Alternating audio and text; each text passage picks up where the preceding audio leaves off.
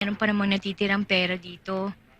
Ito, binawas ko lang naman yung pinampiyansa ko sa'yo. Eh, yung wallet, nasaan? Tinapon ko sa basurahan. Dito ba? Oo, dyan nga. Di ko matik. Chami amoy.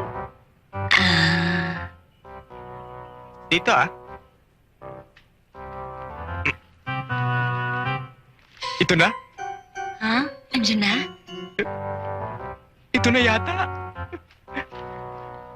Ito na yata eh. Sige, bilis. Ito na yata. Ito Bilisan na mo na. yata.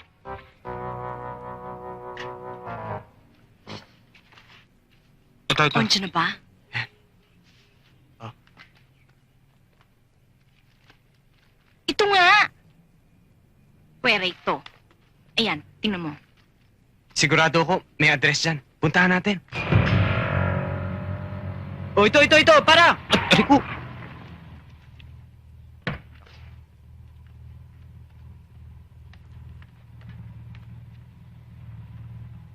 Sa'yo na yan, boss. Sige.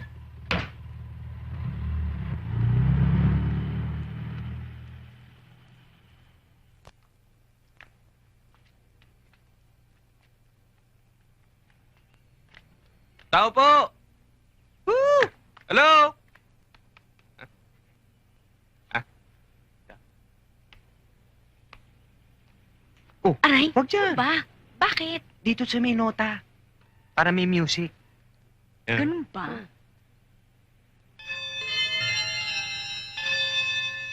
Ganda. Sana pinag-usapan mo na. Kaya ba natin isoli ang investment niya?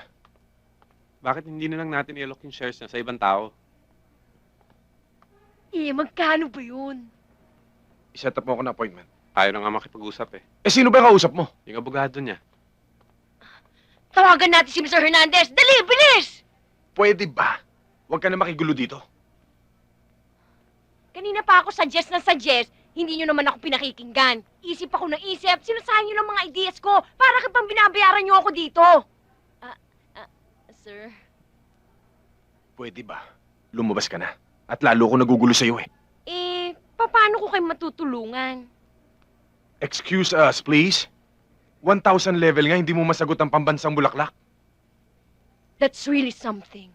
That's really something that hits my heart. Pinipersonan nyo na yata ako eh.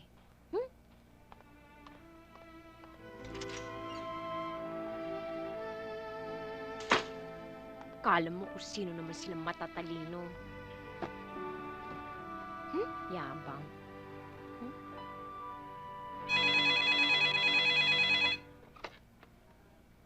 Mr. Benito Spinlac's office. How are you? This is Mr. Hernandez. Mr. Hernandez? Kamusta naman po kayo? Si Joanna po ito, yung executive assistant. Ano pong problema natin? Sabihin mo kay Nino, isoli ang pera ko. Wala siyang word of honor. Naku, sir. Ako na po ang humihingi ng sorry. Kung ano man pong pagkukulang ni Mr. Pinlac, pagpasensya niyo na po. Huwag naman po kayong padalos-dalos ng desisyon. Alam niyo, marami po talaga negosyong hirap ngayon. Dito, okay naman po ang pera niyo. Pag binawi niyo ang pera niyo, para na rin wala kayong word of honor. Ah, Mr. Hernandez, Ako nakakausap kay tingnan Mr. niyo, Hernandez. Please. Ha? Hello? Excuse me, may kausap ako.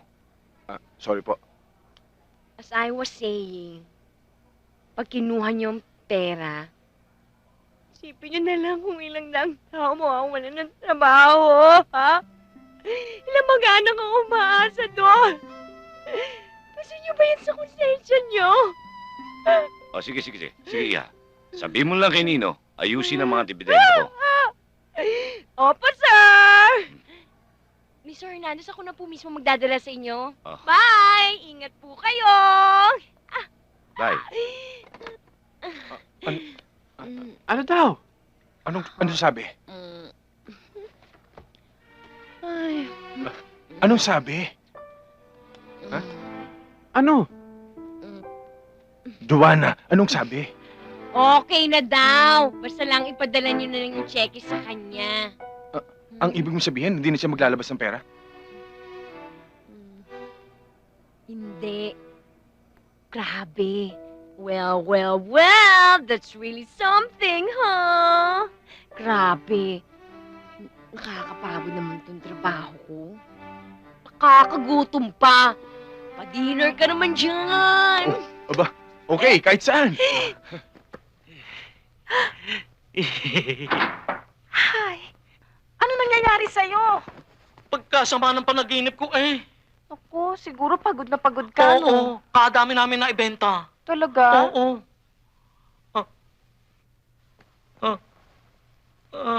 Ano to?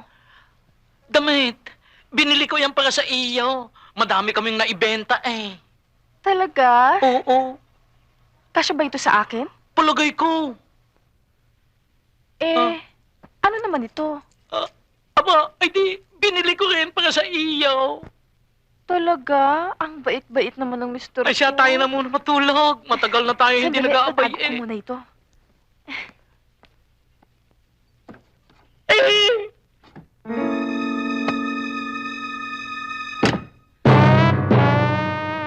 Magno! Esther! Wag naman, Esther! Sandali kukunin ko. Pakita ko sa'yo. Sige. Hoy! Bruha ka! Walang yaka! Malandi ka! Bumalik ka dito! Mag-aagaw ng asawa! Malandi! Bumalik ka dito! Papatayin kita! Walang yaka! Budol! Isa ka pa! Saan ka galing? Nag-shower? Mga walang hiya kayo! Dito lang kayo, ha? Huwag na huwag mo akong susundan dahil hiwalay na tayo! Ha? Walang hiya ka! Esther! Esther! Esther! Kasalanan mo ito